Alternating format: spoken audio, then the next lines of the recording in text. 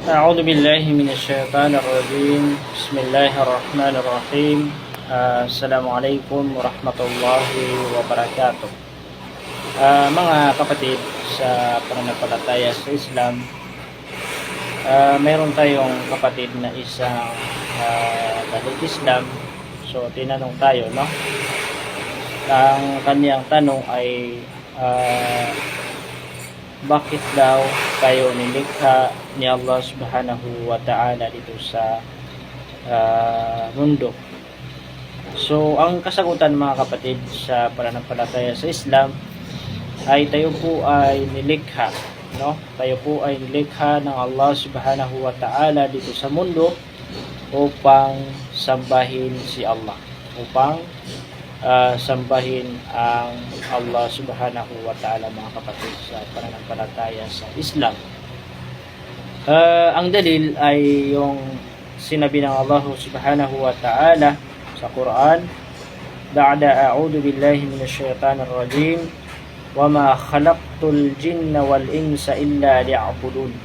Ayun sa pinakamalapit na kahulugan, sinabi ng Allah at sinabi ng Allah subhanahu wa ta'ala, at hindi ko nilikha ang mga jin, hindi ko nilikha ang jin at tao maliban upang sila ay sumamba sa akin, tanging ako lamang, sabi ng Allah subhanahu wa ta'ala. So yan po ang sagot. Yan ang sagot sa katanungan ng ating kapatid sa pananampalataya sa Islam. So nilikha tayo ng Allah subhanahu wa ta'ala dito sa mundo upang sambahin si Allah subhanahu wa ta'ala mga kapatid sa pananampalataya sa Islam. At bawat mamamayan, no, bawat ummah ay nagpadala si Allah subhanahu wa ta'ala ng mga sugo, mga propeta, na yung mga propeta na yun, yung mga sugo, ang kanilang daladala ay upang sabihin, ipahayag sa mga tao na wala kayong ipahayag sa mga tao na sambahin niyo si Allah subhanahu wa ta'ala at iwasan, itakwil, no, kamuhian ang mga tagut, ang mga diyos-diyosan mga kapatid sa pananampalataya sa Islam. Sabi ng Allah subhanahu wa ta'ala sa Quran, ba'da a'udhu billahi minash shaitanir rajim walaqad ba'atna fi kulli ummatin rasulan an i'budullaha wajtanibut taghut. Sa Suratul Nahl nabanggit yun. Ang sabi ng Allah subhanahu wa ta'ala, yung sa pinakamalapit na kahulugan at katiyakan, no, katiyakan aming ipinadala sa bawat pamayanan, bawat ummah, ang isang sugo na nag-aanyayang sambahin ang Allah subhanahu wa ta'ala, tanging si Allah subhanahu wa ta'ala, at iwasan, no, wajtanibut taghut, at iwasan ang mga pagsamba sa mga huwad na diyosan, mga diyos, huwad na mga diyosan.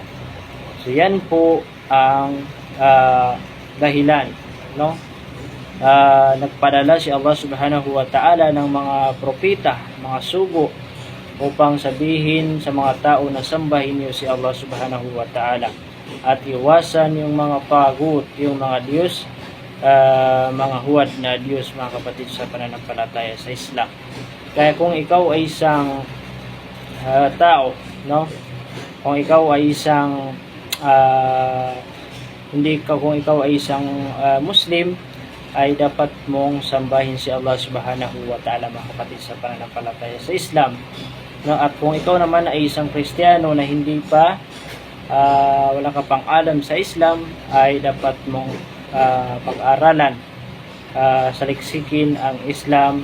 Baka bigyan ka ni Allah subhanahu wa ta'ala ng tawfik o gabay na maintindihan mo ang Islam, sapagkat napakarami ang relihiyon dito sa mundo, at ang relihiyon na ikinalugod sa atin ni Allah subhanahu wa ta'ala na dapat na relihiyon natin ay yung Islam mga kapatid sa pananampalataya sa Islam. Tayo ay nilikha ng Allah subhanahu wa ta'ala dito sa mundo upang sumunod kay Allah at sambahin natin si Allah subhanahu wa ta'ala, iwasan ang mga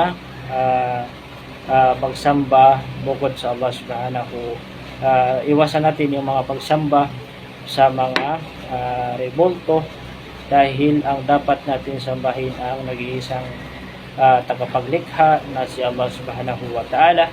Assalamualaikum warahmatullahi wabarakatuh.